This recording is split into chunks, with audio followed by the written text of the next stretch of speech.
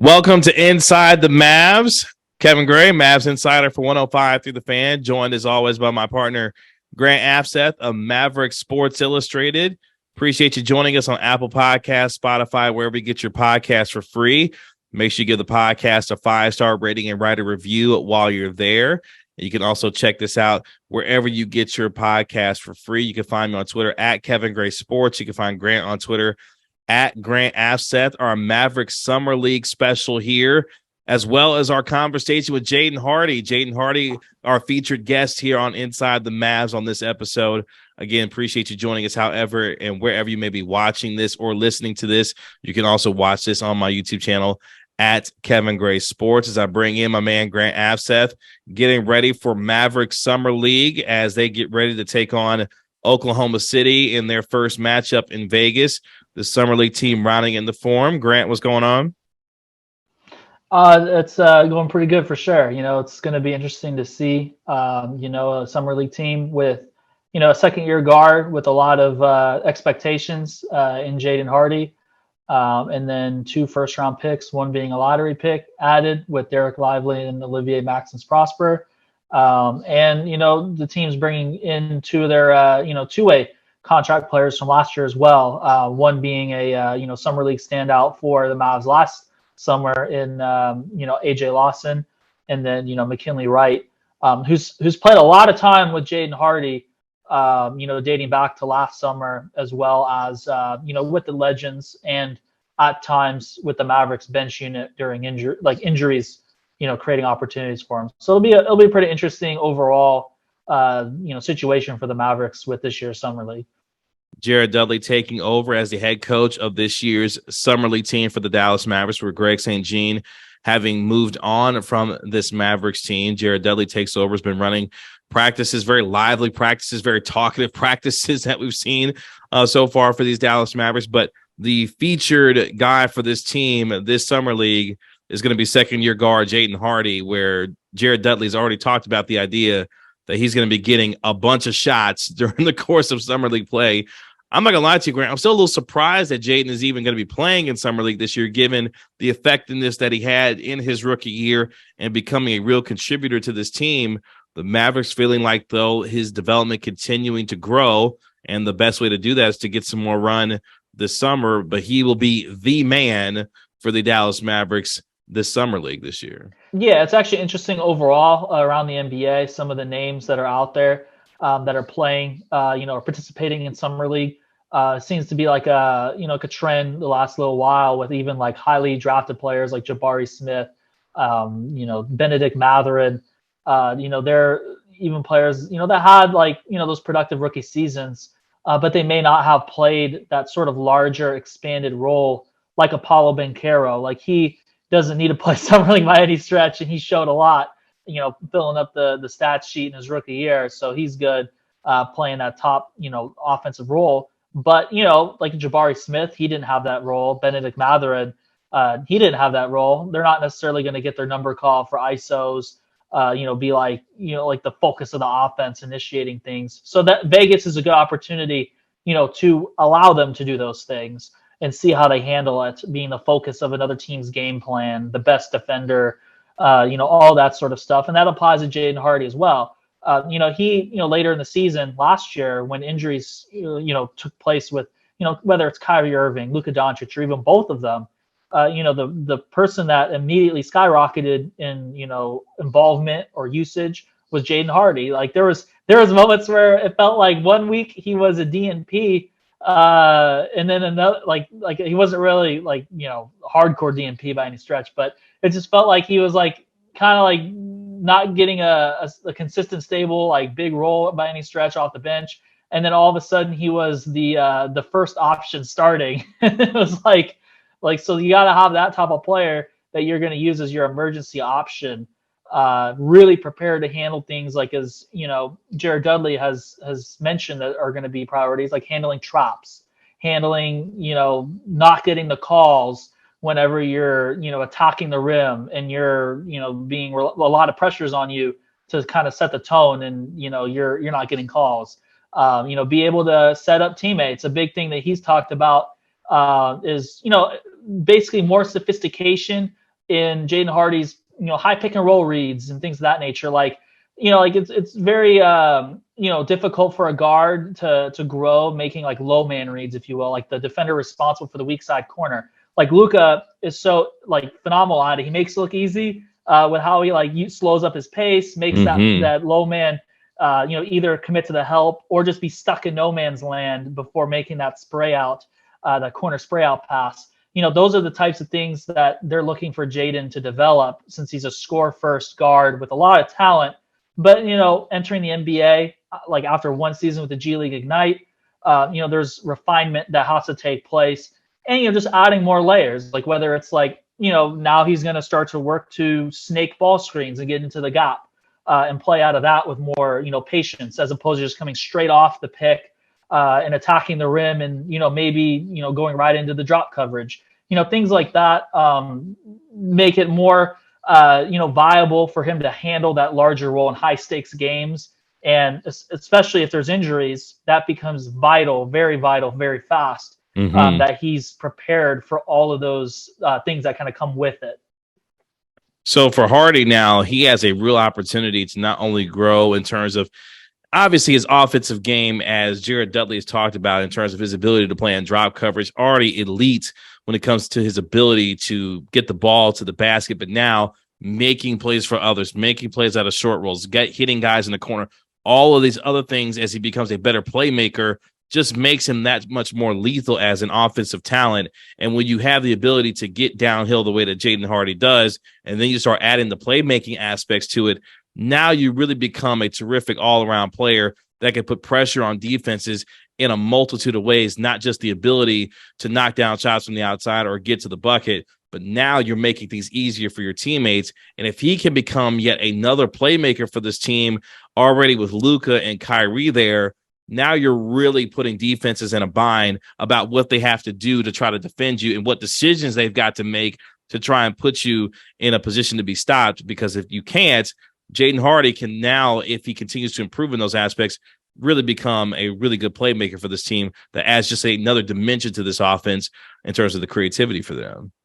Yeah, absolutely. And I think, early on, it was pretty impressive, throughout his rookie season, showing how effective he was or got comfortable being like that catch and shoot, like closeout attack option, like playing alongside one of those, dynamic talents like Luka.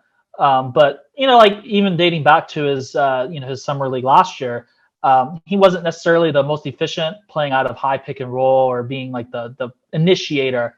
They actually did a good job of simplifying things last year for him, like putting him into, off ball actions, where he doesn't have to make those more advanced reads. He just gets the ball with momentum to go, attack the rim, or if he draws a switch, it's, ISO time, like the zoom action, the Miami, the Chicago handoffs, all that type of stuff, whatever you like to call it. And pin downs, things like that. They did a good job of simplifying it for him. But, this go around, I think the most vital element is, okay, you have NBA experience. You've shown some real flashes in that setting. Let's see how you handle those high pick and roll, reads, how advanced you're getting on them. And I think another element is just even on the other side of the ball. There's been focus on, his development defensively.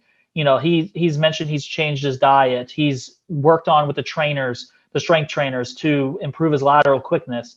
So if he can handle containing the ball and, staying alert off the ball as well, that's something Jared Dudley highlighted as well, that needs to be emphasized in his development, is just, cutting out any potential lapses in those situations and being whatever possible to continue to grow and being a positive defensive contributor, because then that creates opportunities to maybe play him extended minutes and lineup combinations where he's not going to be necessarily a liability on that end.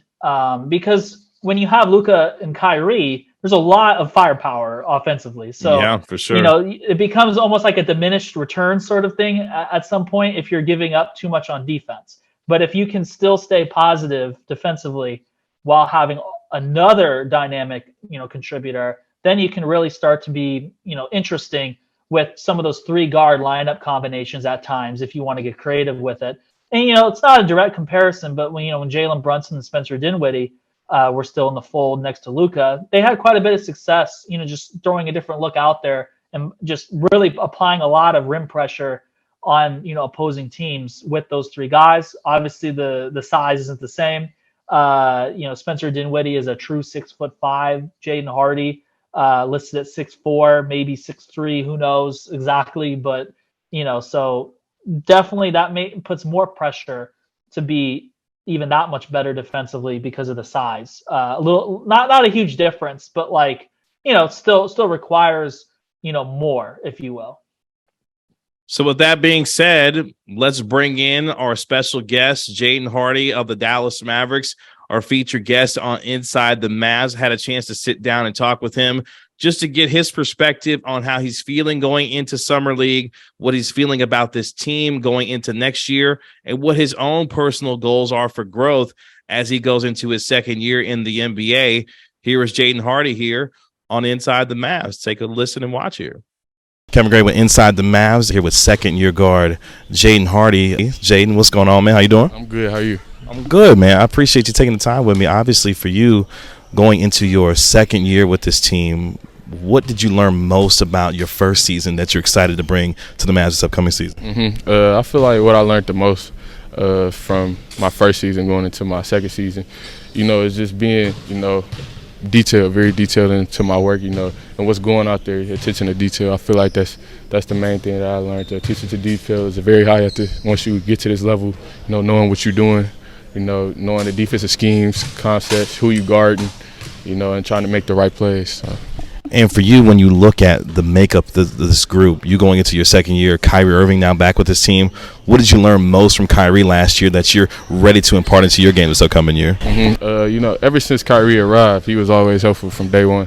Ever since we played in the first run, always in my ear, giving me, hints or details, or what he sees out there when I'm out there on the floor to help my game, and I appreciate that from coming from a player like him that's accomplished so much in this league that I hope to accomplish, like the things that he's already accomplished. So just having that, I feel like, him as a teammate, and him willing to share that information with me, is a good teammate for sure. Yeah. I can only imagine, obviously, watching his work ethic and what he was able to do coming over to this team.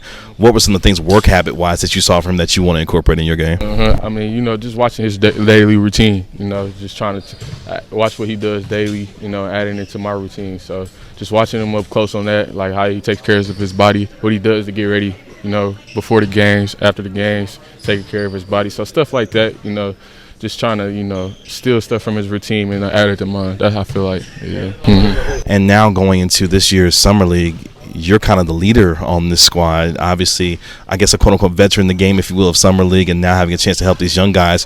What do you want to grow from a leadership standpoint to help these guys grow in Summer League this year? Just going out there, showing, just like being a leader, like you said, I'm going into my second year playing in Summer League, so guys are going to be looking at me as one of those guys, that's at the NBA level, that they're playing with. So they're going to be looking at me as the guy. So, just going into it, confident, giving confidence to them, my teammates, and having energy and having fun most of all. I feel like just having fun, you go out there and have fun, I feel like the rest going to show. Yeah.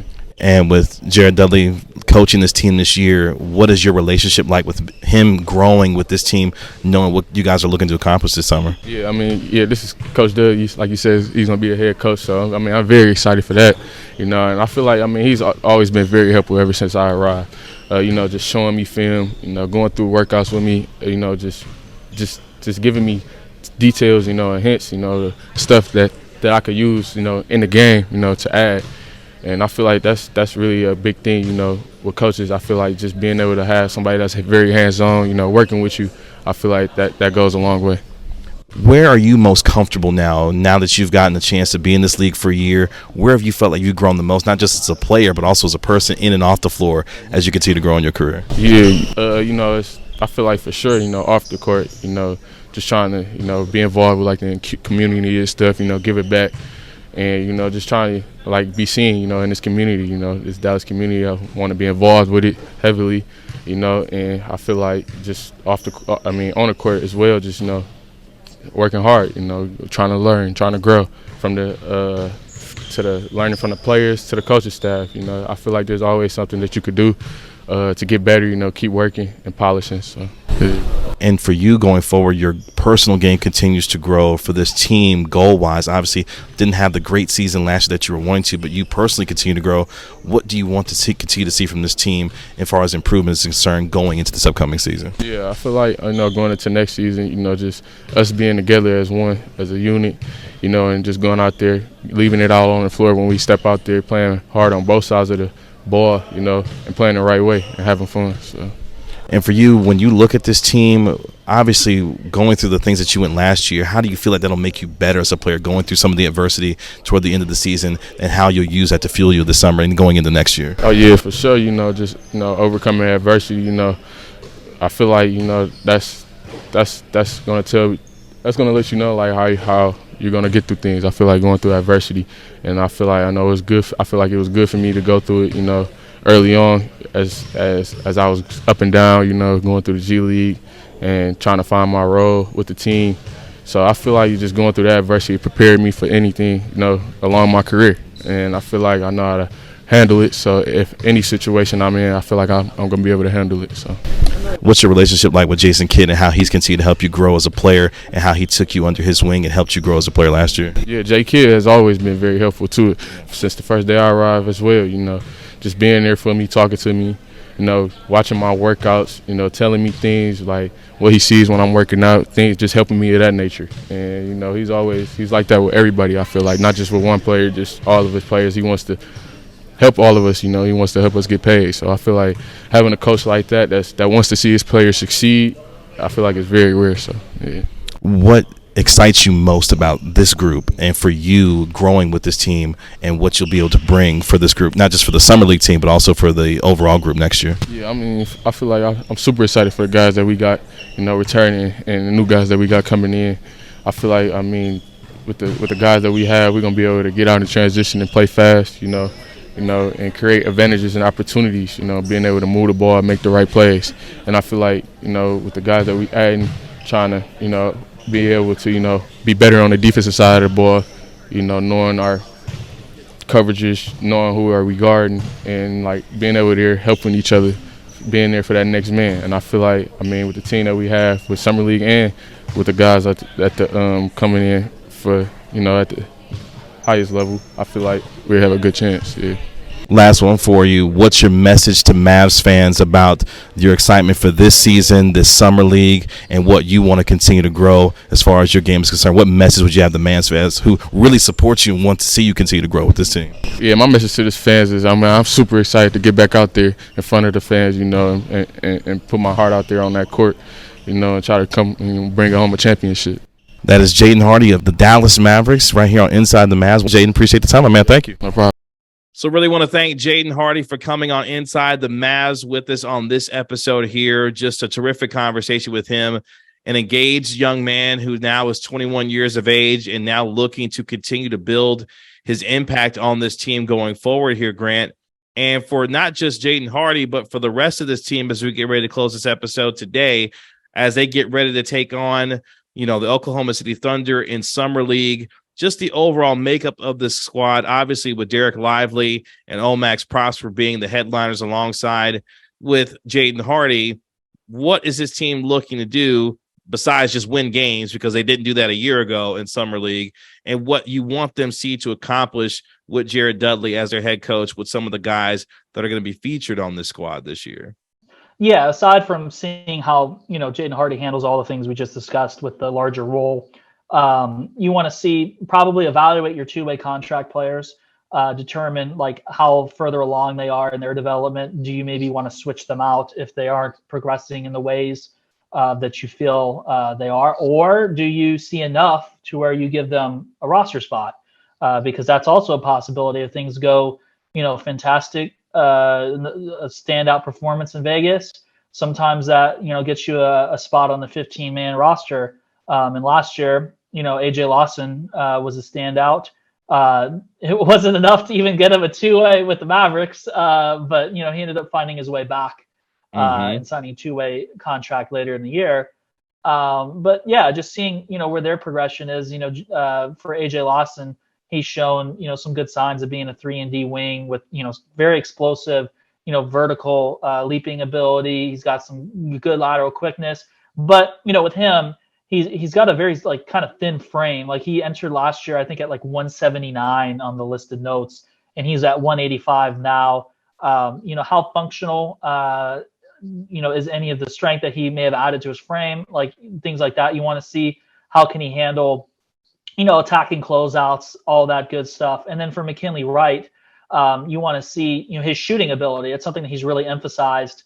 And he's been more aggressive so far in the summer league practice setting of taking pull-up jump shots. And, as a pass first player who, thinks, I got to get the ball to the roll man, having him be more aggressive, seeking those pull-ups, that makes him a far more intriguing player because there's more threats, and that opens up the roll man and his passing ability. So overall, just evaluating things like that and just seeing the readiness of those rookies, that goes a long way. They're not going to have massive roles where they're they're doing things they're not going to be asked to do in the NBA. Seeing how they handle it, against similar competition. But especially that first game for Dereck Lively going against Chet Holmgren, that's a big test. He's blocking tons of shots at Summer League, and he's got I'm telling you, if he plays, if he shows out a little bit more, you might want to throw him in the Summer League Hall of Fame. That's how many blocks. Chet is balling in Summer League. Yeah, that's for sure. Yeah, he really gets excitement factors up when he's playing this year and last year. So. Yeah, just seeing how interesting things like that. And then you never know, some of the players that have been, around the organization, like Chris Silva, seeing how, someone like that, maybe he intrigues you, maybe he plays well, and you're like, I just need to see a little bit more from that guy. There's a lot of different little things for people that like to overanalyze Summer League. It's not for everybody, but the people that are really in a microscope evaluating games that don't impact the standings for the upcoming season. Yeah, it's definitely a time for player development and identifying any sort of diamonds in the rough. Pretty much the themes for sure. You're a true hoop sicko if you're out here, doing deep dives in the Summer League. Like, this is the time where Hoopers fans love basketball when they stop it down and watch the Summer League. And I think to bring it to a local level, Mike Miles is somebody who a lot of Mavericks fans, especially who love TCU and watched him play throughout the course of his career, are excited to see him play, and a guy that Jared Dudley's talked about as well, that could have some impact on the Summer League squad as well. So that just gives you a little bit of local flavor if you're someone who has watched TCU basketball over the last several years, and Mike Miles being one of those guys, that's a local product that will have an opportunity to make some impact. So this is a team that hopefully, number one, accomplishes one goal, which is win a game. That's number one for this team in Summer League. And then two, the development, obviously, of Jaden Hardy continuing to grow as the focal point of this team. Olivier Maxence Prosper, and obviously for Dereck Lively, their first opportunities to see action in Summer League as well. And then some of those other guys that we've talked about that can have an opportunity to maybe show some things that could possibly get them, a little bit more deeper look by the time we get to training camp, in September. So again, the Mavericks have a lot of business to take care of. Summer League is going to be underway. The Mavericks going to be taking on the Oklahoma City Thunder in their first game over the weekend. So a lot to look forward to. Grant, you're going to be in Vegas taking in Mavericks Summer League. Give the folks an idea of some of the covers that they can expect given what you're going to be doing out there. Yeah, for sure. And I think one important note as well is that Dereck Lively and Olivier Maxence Prosper, they're not actually even going to be able to do anything more than 1-on-0. So they're going to be really truly thrown into the fire. They're going to have a lot of mental preparation with film, but they're not going to even be doing 5-on-5 until potentially Friday. And then the next day, Dereck Lively might be matching up against Chet Holmgren. So, those are the types of true, like intriguing evaluation, opportunities you can have when someone gets thrown in the fire like that. But yeah, in terms of the coverage, I'm going to do, video breakdown stuff and, just more like general coverage, getting insight from players and, Jared Dudley and coaches, out in Vegas, as the games and practices happen. As you mentioned, be it a hoop sicko, I'm going to be there for all four games. I always view it as, well, there's nothing else better for me to do than keep putting out more content for sure. So yeah, that's I'm going to have probably too much summer league coverage, if you will, to kind of paint the picture for sure. Well, that's why you're the Mavericks fans, people's champ when it comes to the coverage of this team, because you're going to be out there covering the team. And this could be look, for people who don't know, going to Vegas and going to Summer League, there's a lot of executives that are there. A lot of business gets done in Vegas, a lot of conversations that goes on there. So there may be some things that happen during Summer League where you'd see roster improvements, trades, signing. Some of those things happen because everybody's going to be there taking in the basketball. NBA Con apparently is a thing this year in Summer League. So there's a lot of different things to take in for NBA Summer League. And our guy, Grant Afseth, of Inside the Mavs and Sports Illustrated, covering the Dallas Mavericks, going to be there all over it to take it in. And we'll have some podcast episodes as well throughout the course of that time when the Mavericks are in Vegas to get you obviously caught up on what's happening inside the Mavs Summer League this year as well. You can find Grant on Twitter at Grant Afseth. You can find me on Twitter at Kevin Gray Sports, dropping Mavs news and nuggets as I get them. Of course, Grant's going to be covering all things Summer League, so look out for his coverage. You can follow him again on Twitter at Grant Afseth. That ends our episode here today on Inside the Mavs. Again, thank you to Mavericks guard Jaden Hardy for joining us here on the podcast. Sincerely appreciate his time and hopping on here the podcast with us. Obviously, a big summer for him as he's going to be the man for the Mavericks Summer League team in Vegas. Again, thank you to Jaden Hardy for spending some time with us here on Inside the Mavs. Again, download the podcast wherever you get your podcast for free. Apple Podcasts, Spotify, wherever you get your podcasts. Give the podcast a 5-star rating and write a review for it. And you can check us out anywhere this podcast is for free. For Grant, my name is Kevin. This has been Inside the Mavs. Appreciate you joining us, and we'll talk to you next time here on another episode of Inside the Mavs. We'll talk to you later. Peace.